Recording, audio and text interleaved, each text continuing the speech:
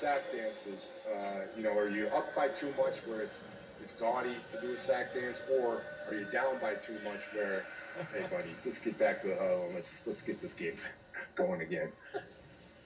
Did you guys have touchdown dances? Yeah. Just a long list. Just had them lined up for the multiple ones we were going to have throughout the season. I think Watt would have caught that pass, Eli. Let's talk about his high school catching career. I mean, you were coming out of high school, you were a two-star recruit. You played one season of tight end at Central Michigan, and then they wanted you to change to offensive tackle. So you transferred to Wisconsin, and the rest is obviously history. But, JJ, have you ever thought of how your career would have turned out if you were a tight end? I do. At Central Michigan, I do have to give them credit. They had turned Joe Staley from a tight end to an offensive lineman, and that worked out pretty well. So if you're looking at that blueprint, you're thinking, maybe we should try that again. I'm not going to lie to you. No, I don't love offensive linemen. It was my life goal to destroy them. That was my job. And it just wasn't for me. I wanted to go out there. I wanted to be able to make my own destiny on every play.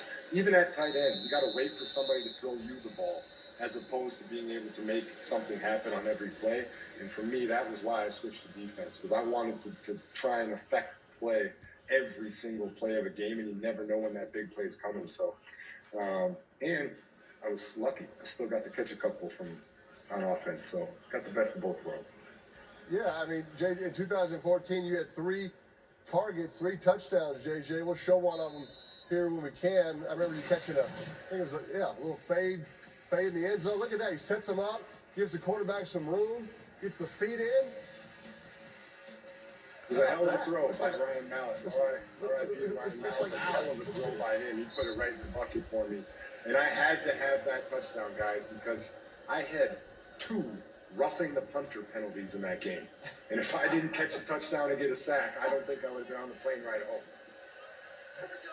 Did you do that on purpose so the offense would keep the ball so you'd have more opportunities to get sacks? Is that what you're thinking? Yes, just like Settle right there. Hell of a sack. That's a good feeling. You come up the middle right there, and just a 3 Scott home. But you're on to me, Eli. I wanted to stay on the field. And so they had schemed up a punt block for me all week long. And they said, we're going to get it. So they put me out there. The first one I missed, I'm talking a centimeter. So I get the penalty, whatever. Come back to the sideline. The special teams coach goes, hey, idiot, you can't touch the punter. And I said, but I almost had it. Give me one more shot, please. And he goes, all right, I'll give you one more shot, but you better not screw this one up. So the second one, I'm thinking, all right, I can't screw it up. I go out there and I do the exact same thing. And the punter just walks by me and taps me on the head. And he goes, nice job, pal. And nothing pissed me off more than a punter tapping me on the head and saying, nice job, pal. Hey, JJ, after retirement, you became a studio analyst on NFL Today on CBS. You were giving out opinions as early as age 7. We'll show a picture when we can. I don't know if we can show it right now. Yeah, that's you. It's 1996 at your local newspaper, and you told the paper, quote, Reggie White, he's a good football player. Now, JJ, do you think that this analysis is what impressed your bosses at CBS? It had to be. The Lake Country Reporter was the biggest deal ever to me as a kid. You have no clue. When I was in that, I thought that I was in the New York Times or on ESPN. So it was, that quote is one of the coolest things ever to me, because I grew up in Wisconsin watching the Green Bay Packers, watching Reggie White, Brett Favre, and those guys. And truly didn't even consider that as a real possibility to play in the NFL. I wanted to play, our high school quarterback's name is J.J. Boyk. He wore number 5.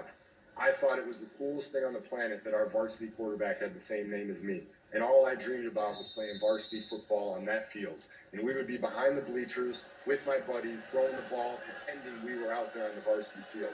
That's all I dreamed about in life as a middle school kid. And then to be able to do it each step of the way and then go on and play the same position in the National Football League as Reggie White, that was really, really special to me. I love that. Speaking of Reggie White, I want to play one of his highlights here when we can.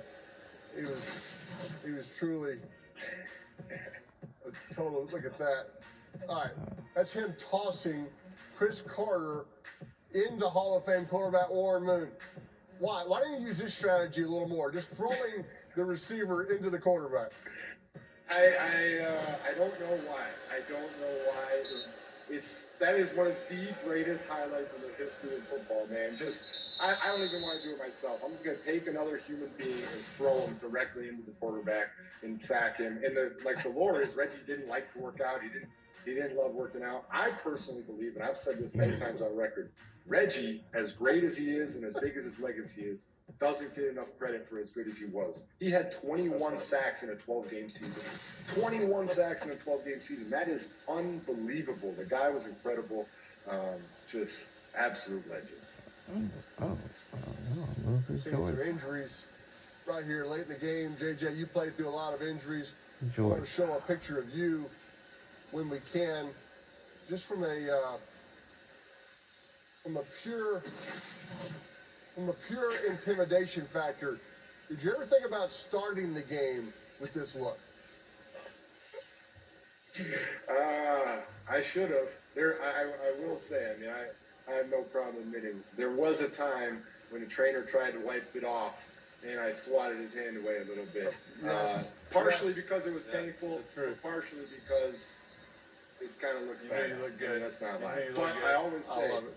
you guys know this. You guys played against Brian Cushing, my teammate, my brother-in-law. He got an interception in a game, took his own helmet off, and headbutted another player and bled from the face. That was a whole nother That's next level of That's badass. next level. As a teammate, when you see your own teammate rip his own helmet off and headbutt a player with his helmet on, you're not losing that football game. I promise you that. Sure. For sure. Hey, sometimes JJ, I don't know this, but Peyton has a similar look when he does the Manning cast. We can show it when we have a second here. Are you impressed that he can broadcast through this pain? Wow, a lot of blood on his I am face. impressed. The sacrifice. I feel like that could That's be not a blood, in that's different spaghetti, ways. by the That's way. Interesting. That's meat sauce. Oh, After halftime, at him eating. That's not blood. So you know. Yeah, that's Look at that. You uh, got it on the quarter zip. I mean, you guys are On the keeping quarter business zip. in business here. Congratulations, every quarter zip company in the country. But that one had to go in the trash, I imagine. oh, Yeah. JJ, yeah, that was close. JJ, I know you and TJ have a combined 217 and a half career sacks, which is easily the most for two brothers. And that oh wow, seems that's pretty 117. impressive. But I was crunching some numbers and noticed that Peyton and I were sacked a combined 714 times, which is also a record for two brothers. Which do you think is more impressive? Is that real? 700? 714 combined sacks for us.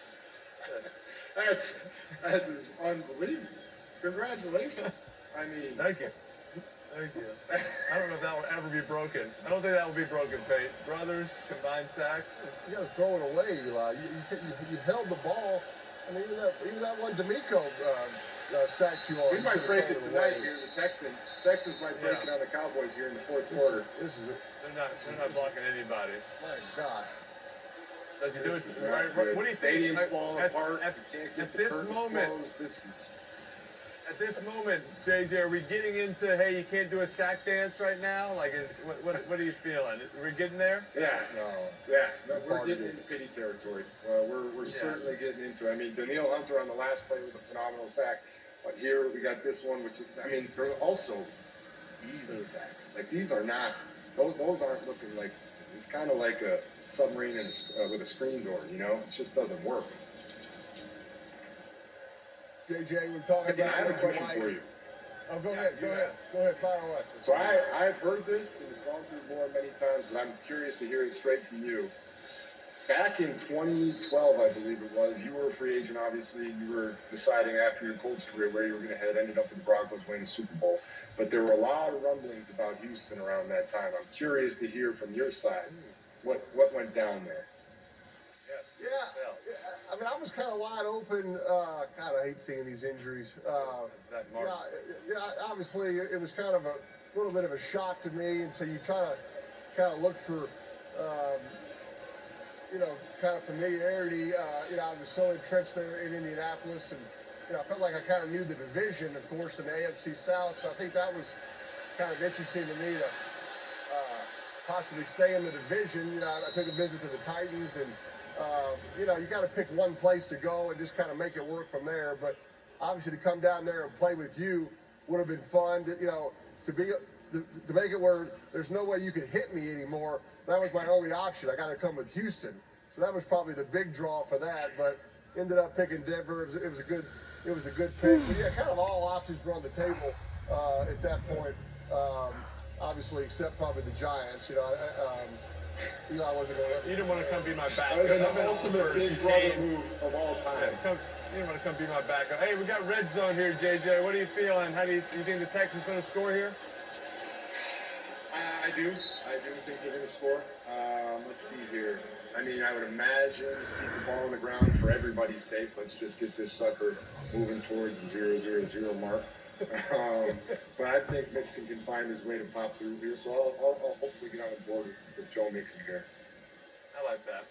That's a good educated guess there. JJ, we were talking about the Packers. In 2019, the Texans had a joint practice at Lambeau. You participated in the Packers' great training camp tradition, riding those bikes. I'm going to show a video here when we can. It's you riding a bike. We'll take a look at it after this play.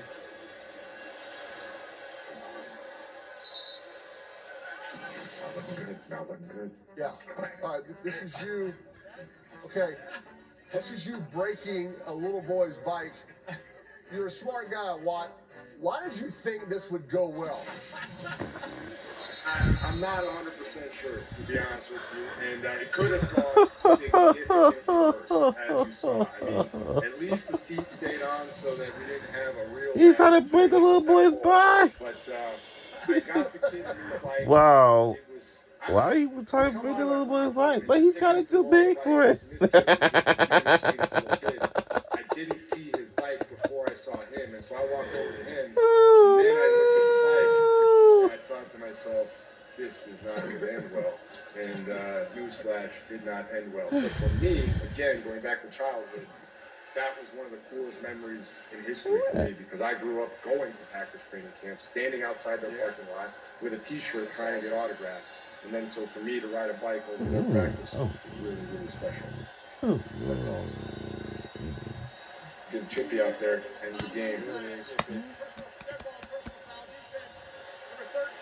Hey, JJ, a few weeks ago, we were very excited to have Paul Rudd on the Manning cast, and I know that you've met Paul.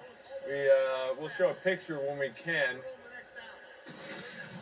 Right here, this is, you captioned the photo, quote, "My nipples couldn't contain their excitement."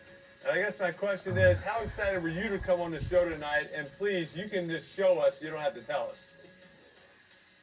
Well, guys, I'm just kidding. I know what kind of game this is when we're talking my nipples in the fourth quarter with 3 minutes left. So I think, I don't know if even, clearly not much of America's left here that we get into nipple talk in the fourth quarter. The FCC is allowing it. But Paul's a legend. We were swinging bagels together in New York City and had a blast doing it. So shout out Pop-Up Bagels and Paul Rudd, one of the nicest humans of all time, by the way. I can't imagine how excited you're going to be if you get on this perfect prediction panel. I mean, I'm feeling good about it. Everywhere. The fights are Guys, out. we can't get chippy after every play. This is getting out of hand.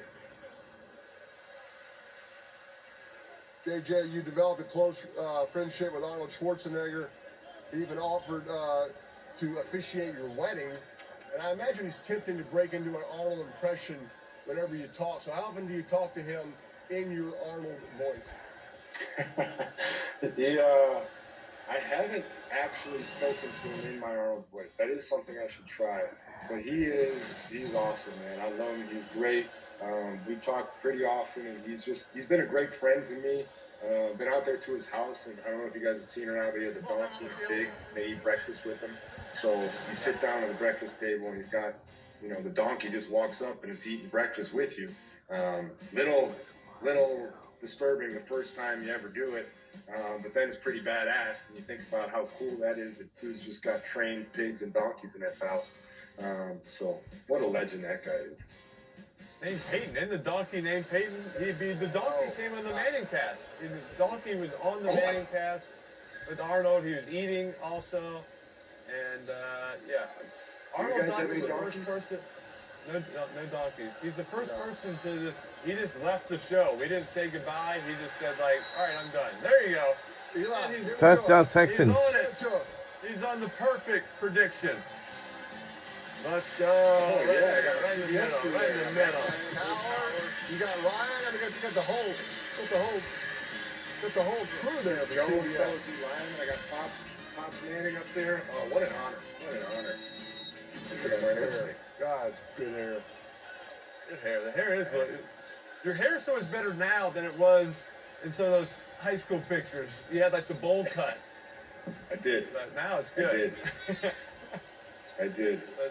Not the biggest or strongest. You told me I was a two-star recruit. Just thanks for having those two, because I think you must have had to dig through a couple scouting sites to find that one. You guys both 5 stars, I assume. I mean, I know the legends of it, but just pick any school you want. Every official visit. This had to be a sweet thing, no? Yeah, we were pre-stars. Did you know Nationwide is so much more than a great insurance company? They're one of America's largest financial services companies, too. Just like I'm so much more than quarterback Peyton Manning. I'm also Peyton Manning. It's lovely, Peyton. Did you say Peyton or Peyton? Peyton. Peyton. Peyton. Peyton. Great work. Thank you. For your insurance and financial needs, Peyton, Nationwide is on your side.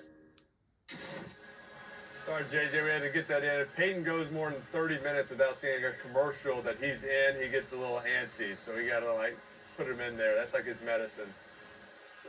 Well, we were talking about Lulu Schwarzenegger's donkey in the fourth quarter, so I think a good commercial break from that's not a bad thing.